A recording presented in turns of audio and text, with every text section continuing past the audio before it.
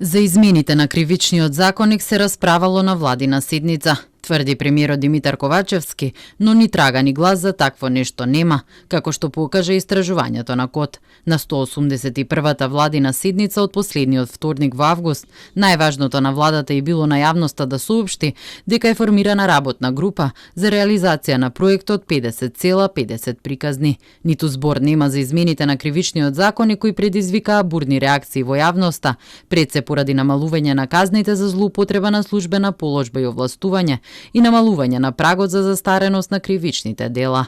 Со овие измени од казна затвор ќе се спасат поранешни функционери. Измените на кривичниот законник се расправале на владина седница, биле доставени во собранието. Сите пратенички групи, бевте сведоци, присуствуваа на седницата на собранието.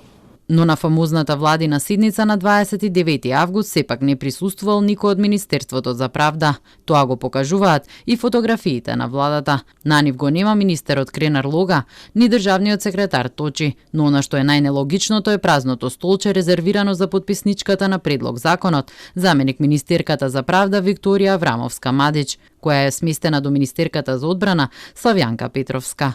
Јас како заменик министер на 29.8 присуствував на седницата на владата, каде што тогашните предлог измени и дополнување кривичниот закон беа предложени од моја страна, беа прифатени на дневниот ред и беа дискутирани од страна на владата и едногласно донесени.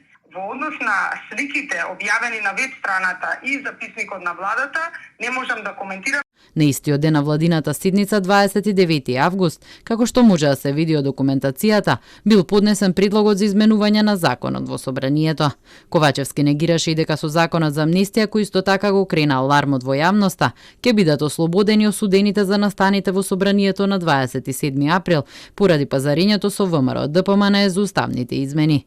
Но за разлика од кривичниот законник, за законот за амнестија беше транспарентно објавено дека владата за него расправала на 186-та седница.